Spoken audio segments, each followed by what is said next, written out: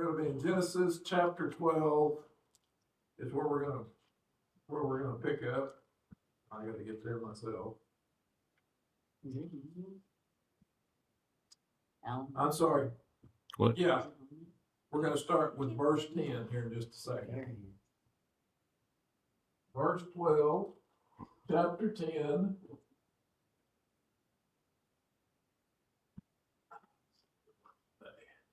See, look at there. I got it up there. Genesis chapter 12, start with verse 10.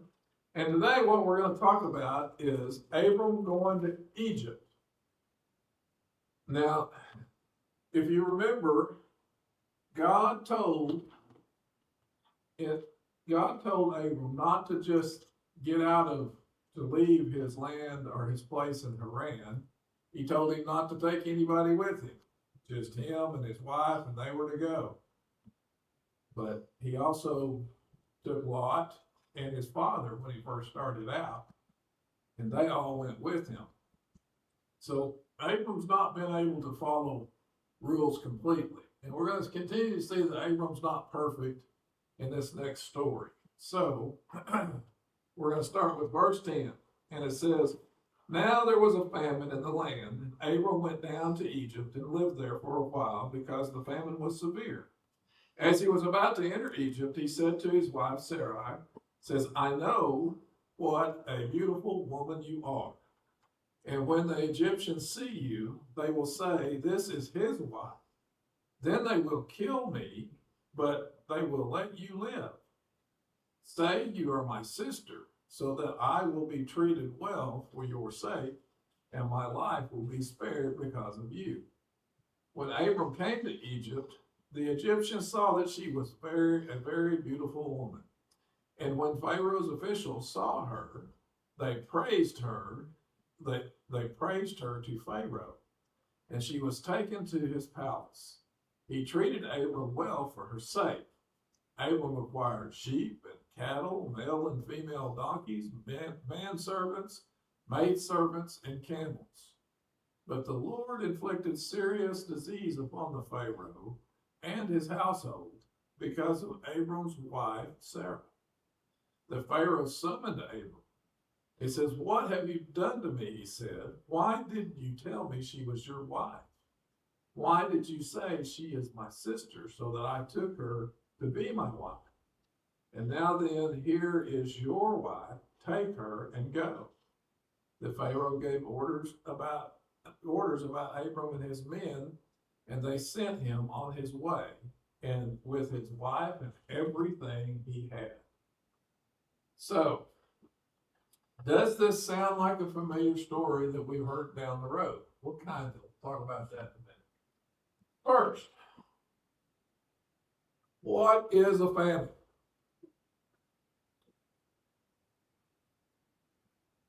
It's a severe, prolonged hunger in a substantial portion of the population of a region or country, resulting in the widespread acute malnutrition and death by starvation and disease. Famines usually last for a limited time, ranging from a few months to a few years.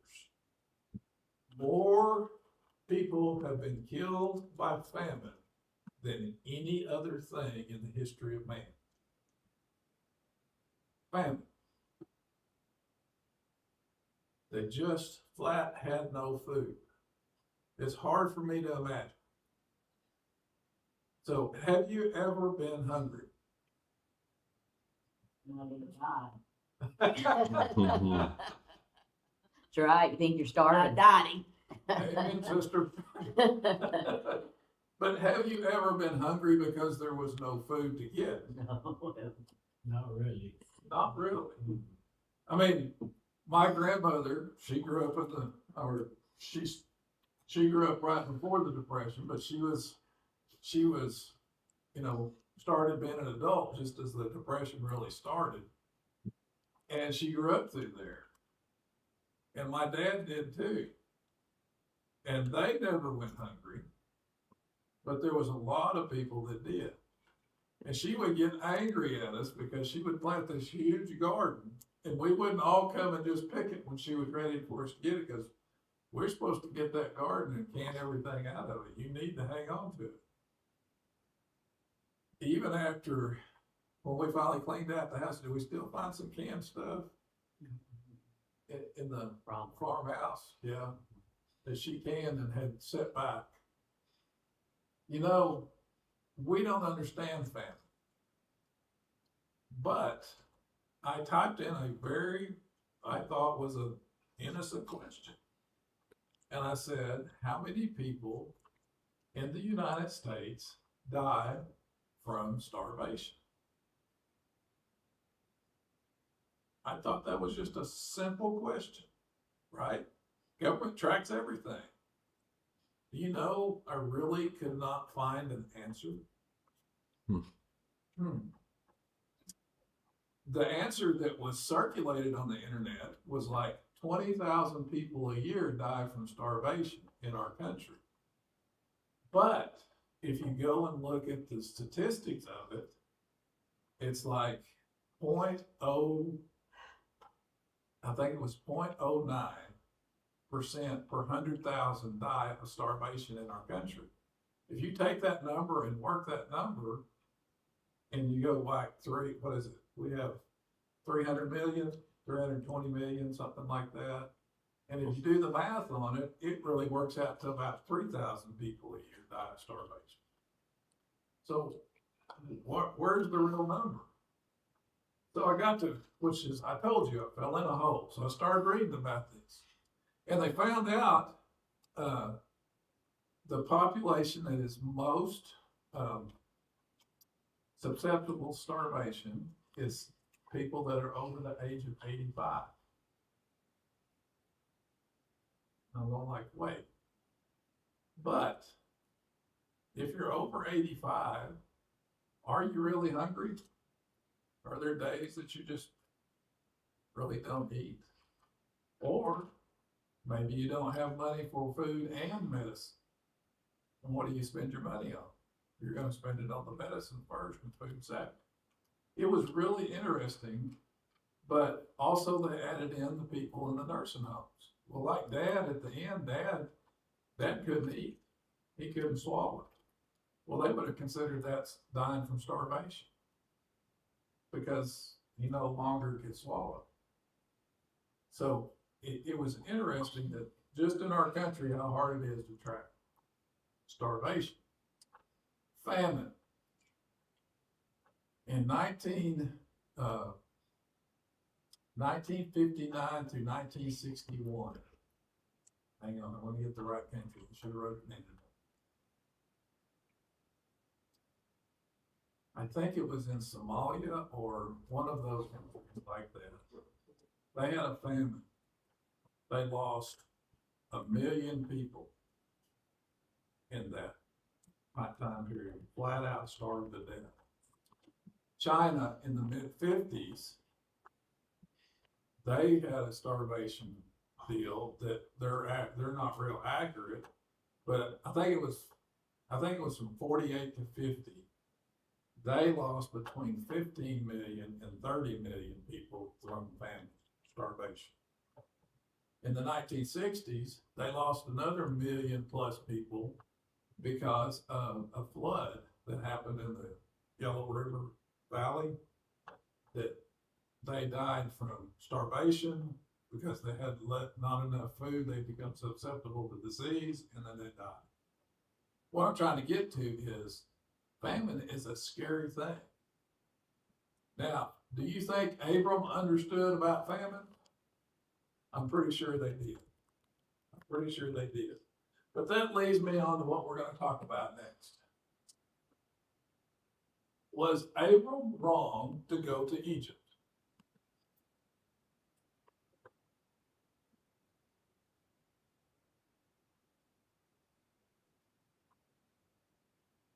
Didn't God promise that I'm going to make you a great nation? This is the land I'm sending you to is your promised land, right? Was he wrong to go to Egypt?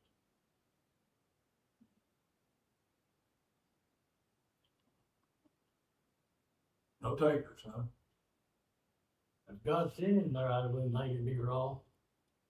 But in the Bible, the way it reads, he really wasn't sent there by God. Oh, he wasn't. You know, I felt that way too when I first started thinking about this.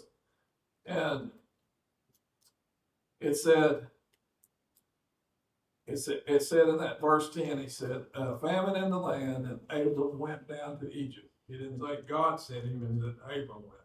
Now, I'm not saying that Abram might not have been led, that's the way. What's in Egypt that was not in anywhere else in the land? What do y'all think they grew down there? What did they grow in Egypt? Actually, they pulled it out of the tomb 2,000 years later and planted it, and it grew. You know what it was? Wheat. It's wheat. Wheat, yes. Believe it or not, when they would go out and harvest the wheat, they never sowed the ground. Now, I don't know if you guys ever walked across a wheat field or not. When it's all ripe, you can thump the heads of the wheat and the seeds will fall off if it's ripe. You can or you can take them and go like that. Well, how did you get the wheat? How did you harvest the wheat? But they took a sickle and goes like this and cut a patch down. And then the other guy comes along and he puts it in a bundle and carries it to wherever they're going to thrash it. Do you think every time they moved that stalk of wheat, did you think the wheat seed fell off? Yep, it did, every time. Now, here's the great thing about Egypt. Egypt was not susceptible to drought. Now hold it, it's in the middle of a desert, right? How could they not worry about drought? Every year, the Nile River would flood. Every year. Because at the very top, at the head of the Nile River, upriver, they would have a rainy season. And that rain would come down every year, just almost like clockwork. It was like clockwork. And all those streams would flood and run into the Nile River, and that flood would move all the way down to the Mediterranean Sea. It would move all the way down, and it would move into the Delta. Where did I get it? Right here. The Delta stuck out right there. That's the Nile. Now, every year when it would flood, it would cover all the fields that they had. And they also built like a dike system that would kind of hold the water. And then they would release the water and even re-irrigate the fields through the summer and stuff. It was pretty interesting how they handled all that. But anyway, the Egyptians were the place where there was food. Now, why did everybody in the Dust Bowl in Oklahoma, the people especially west of here, why did they go to California? Gold. No, in the Dust Bowl. Oh, Dust Bowl, sorry. No. Why did they go to They knew that. California?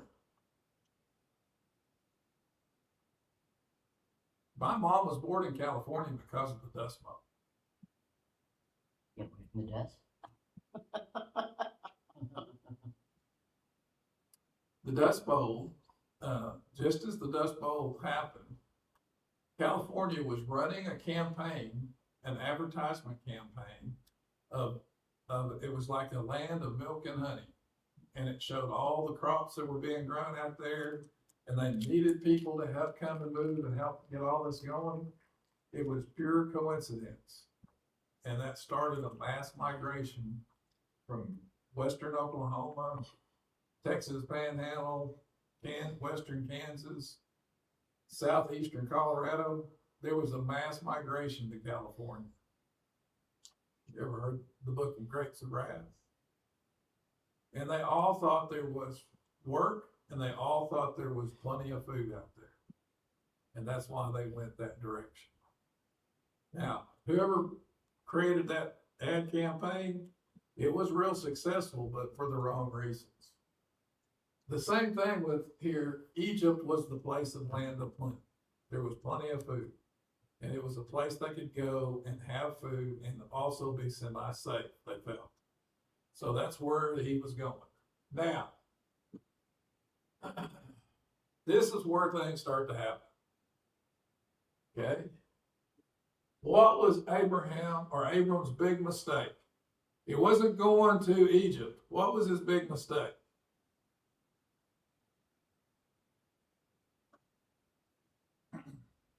Why? His wife? His wife was a mistake, okay? Well, I mean, it was because that he thought that, that they would kill him because, Because of yeah. her beauty, right? Yeah. Okay. But once again, if he had been faithful to God, God promised him what he was gonna give him. If he was worried that they were gonna kill him, you know what I mean? He's So- not. So he's- back to my previous question. If Was he he, wrong to go to Egypt? see, so that's the thing. The lack of faith, I think, was leaving Oh, to go to Egypt in the first place. Second, lack of faith, okay. concealing the identity of his wife. So- Yeah, for, to keep from being killed to take her, which absolutely would have happened. What astounds me, is they didn't kill them both when they discovered. you know. I think the plague, we'll talk about that in a minute, but Okay. I think the plague thing came into play on that. So, okay. Now we covered the lesson, what's going on? So- Well, But Alan is right, exactly right, what he's telling you. His first mistake was not staying put. Because it was the land promise. famine or no famine, God said, I'm going to take care of you, and this is going to be a place where I plant you. And I read a commentary about this. This guy went off on this for a minute. He goes, if Abram had stayed, it would have been the perfect opportunity for him to take over the land that was there because everybody else was starving Yep. and they were leaving. And he would have had the advantage. Hmm. Right? Okay. I'm like, I never thought of that. Me neither. Okay, now, this mistake right here will chase Abram the rest of his life. And I'll tell you why in a minute. Do you have a reason for your lack of faith or unbelief? What was Abram's excuse? I'm scared they're going to kill me. When you don't really believe with God for what he tells you he's going to do you have an excuse? No, throw it back at me, Barbie. Barbie's really good.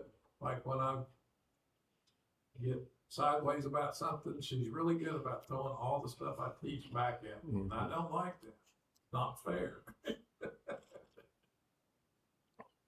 Every time you do something that's not totally faithful to God, do you have a reason for that?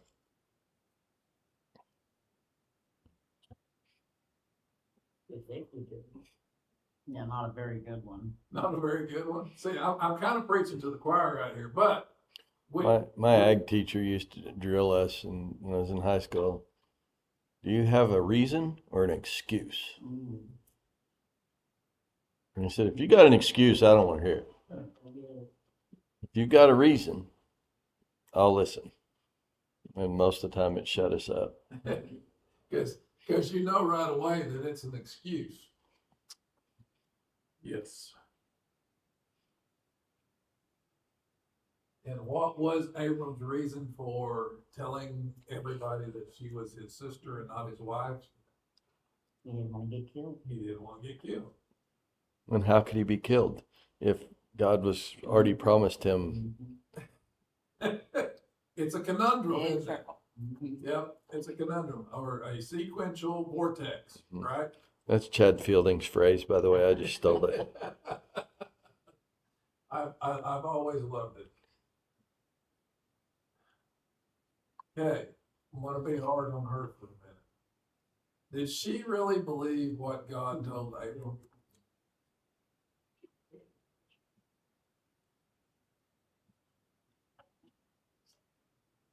Did she know what God told him I'm sure she did. to the full extent?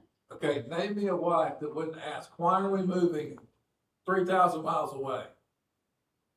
Right? So I'm sure she knew. Oh, do you know how old Sarah is at this time? She's 75.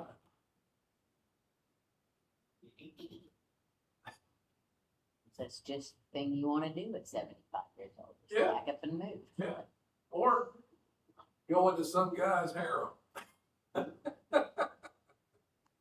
So why did she go along with Abram's plan? Why didn't she say, hey, it's just not a great idea?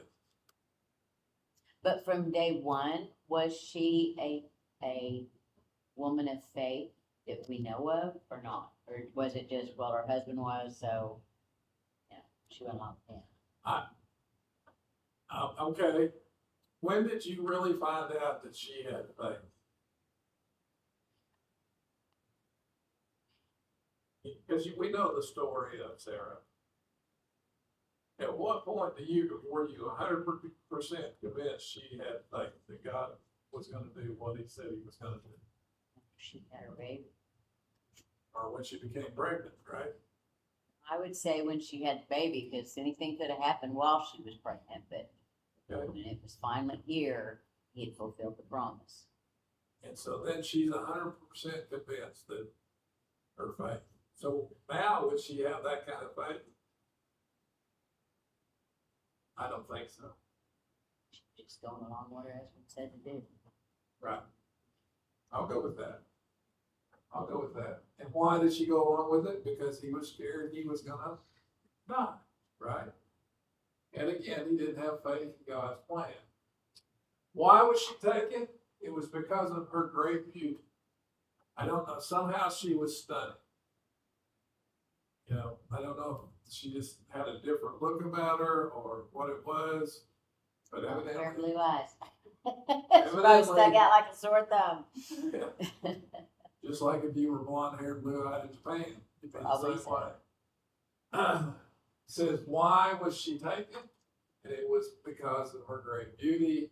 But the Pharaoh himself didn't see her. Who was the people that saw her and told the Pharaoh about it? Mine says His officials. officials, but I think in the King James Version it says the prince, the princesses, the prince, or whatever, which would have been like the officials. But the royal family basically saw her. They said she was of great beauty. Now, I still don't know if they would have killed Abram right off the bat, but his life would have been in danger. Because they didn't want to take a married woman to the king, to the Pharaoh. They wanted to take one that was that way. Well, quick way to get rid of that marriage is do away with the husband. Abram. Did Abram prosper because the Pharaoh took Sarah to be his wife?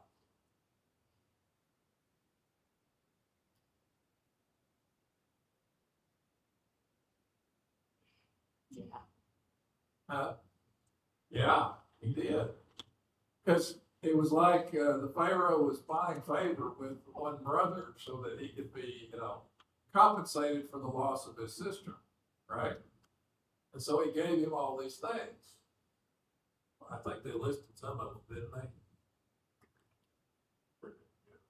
Just what you want to be traded for. Sheep, cattle, donkeys. That's how you show wealth. I know.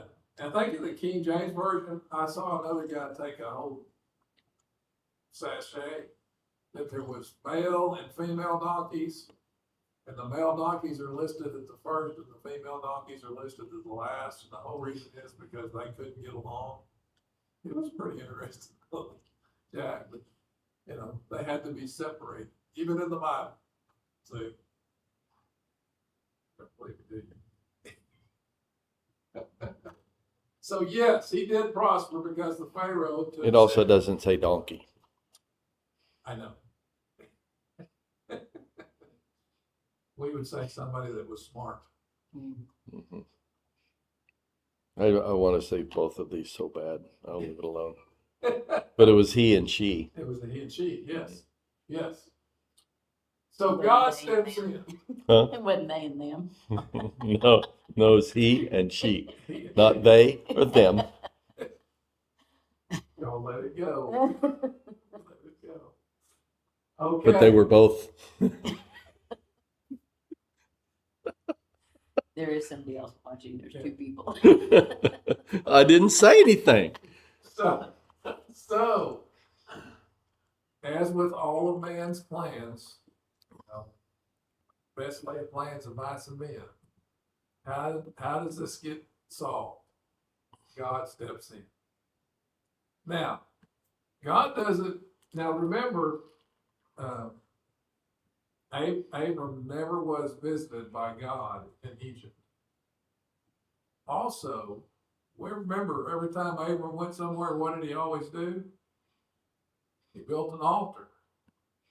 He didn't build an altar in Egypt. So Abram is completely strayed from God. Hmm.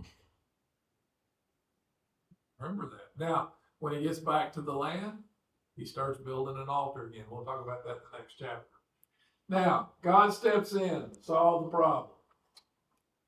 He afflicts the Pharaoh and his household with a disease or some kind of problem. Now, I don't know what it was, but I think everybody was afflicted with it but one person. Y'all know who the one was? Sarah. Now, the Bible don't say that, but I'm trying to think, how else could he know it was Sarah that was causing the problem? Right? And how did he find out that Sarah was Abram's wife? Anybody read in there how he found out? Because I didn't find out.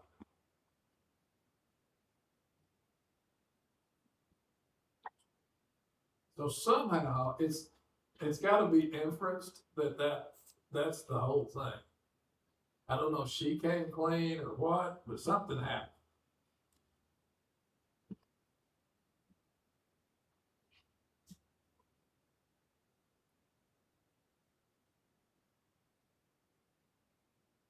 Somebody's going to add to it. I was trying to give y'all a chance. So God steps in. God tells him, says, I kind of explained how I felt. It's not really said in the Bible. There's not anything in there telling you it's that way. Oh my gosh. A whole nother sinkhole I fell into was somebody claiming that Sarah had a baby through the Pharaoh, and I was going like, no, I started laughing when I'm reading that kind of stuff. Anyway, the Pharaoh summons Abram. And he says, why did you tell me what you told me? Now wait. We haven't covered one thing. You know what that is? Did Abram really lie? Because remember, Sarai is his half-sister. Y'all remember that? So he really, what did he tell? It's what Alan preached on today. I know. He told a half lie, didn't he? It wasn't all the way a lie, but it wasn't all the way the truth, right?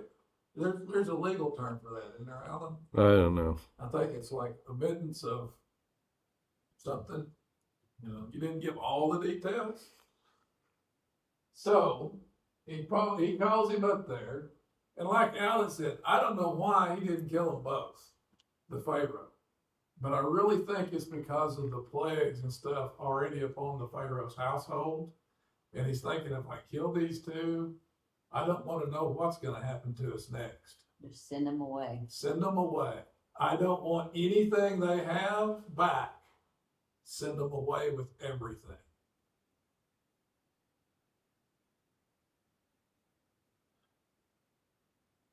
My question is, did the Egyptians do anything wrong?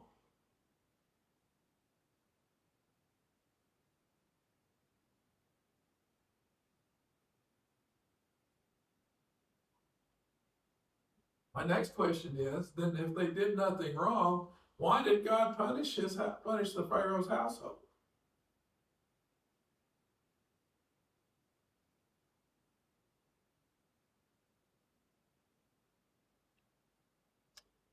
Okay.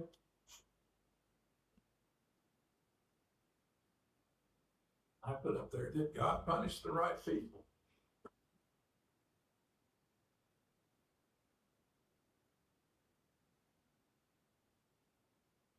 These are just random thoughts that happen in my head sometimes.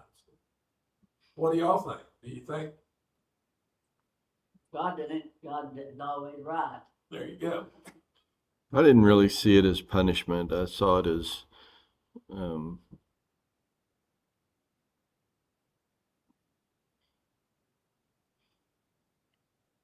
Encouragement? yeah, yeah. Yeah, You know, I mean, it's the same, you know, because we're entering Egypt the same way we're going to exit it, basically, with a set of plagues, and or at least, you know, this one wasn't a set, but yeah, I don't know,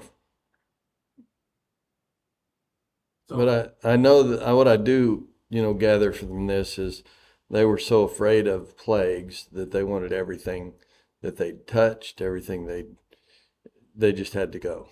They had to leave. It's kind of like when the Philistines stole the Ark of the Covenant, and you know they're going to use it in battle and everything, and just being around it, you know, they were dropping dead. yeah. So they hook it up to some ox and slap them on the butt and said, "See, you don't want to be you." You know, Go that way. go that way. So I think God uses strange things sometimes to gather our attention. And I think this was an attention getter. It was something that God needed to do to make sure Abram and Sarah were preserved. And I mean, what harm came to them, really? Not really anything, other than they don't want to see those people back in their land again. Yeah. So, I kind of go with that, but I also kind of go with Mary. God's plan is perfect, so however he handled it, it was the perfect way for it to deal with. I think that was to assure that Abram and Sarah got to leave, period. And they got to leave with everything that was given to them, including servants. And, which brings me to a whole other one.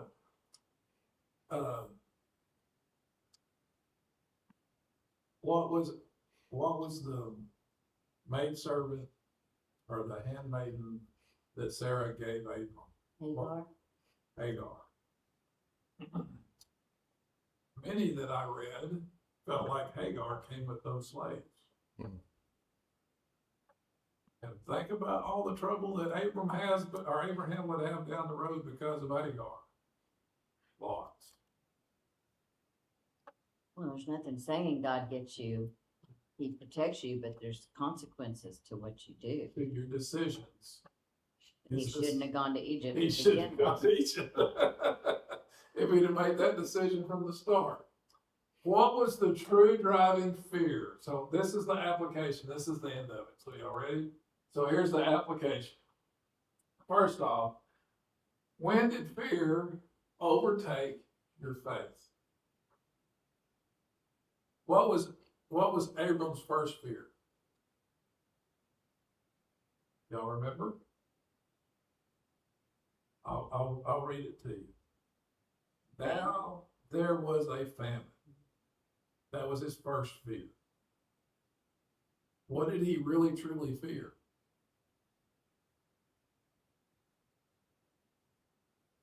He feared dying. He feared dying. Starvation, famine, pestilence, disease. All those happen in a famine.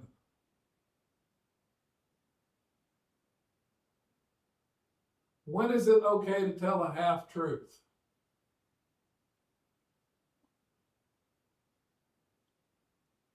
I'm not hurt somebody.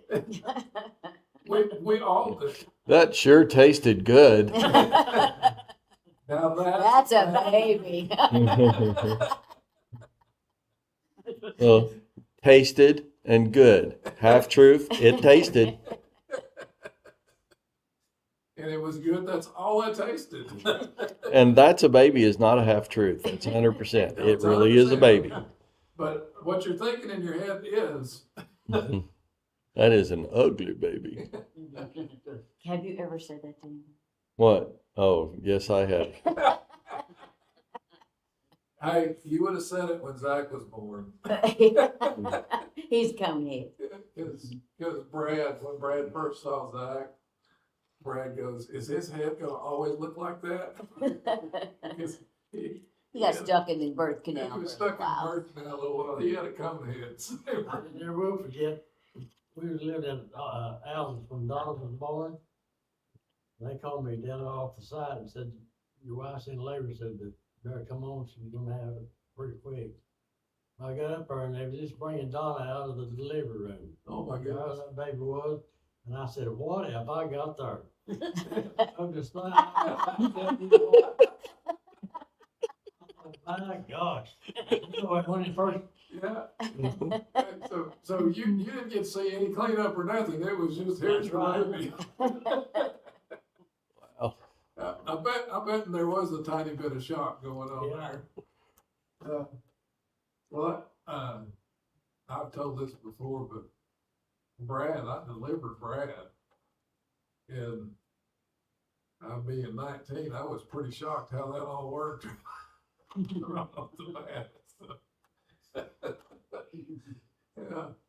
Yeah, I never will forget that doctor goes, hey, come here, sit right here. I'm gonna show you. He said, and I did. I was going like, I don't know that I signed up for this. All right, it says, when do you deviate from God's plan? Every day. Y'all hear me? When number one occurs, especially. Yes.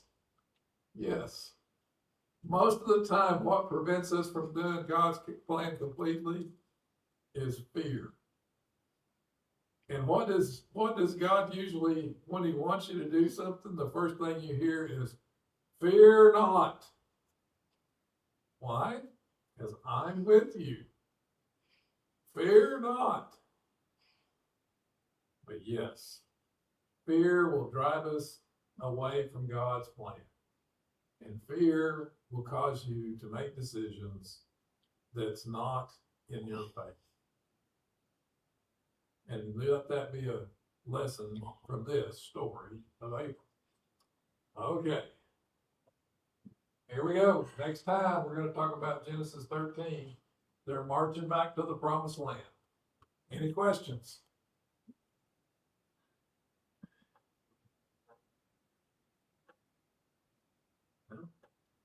Man, I'm obviously I'm a superior teacher.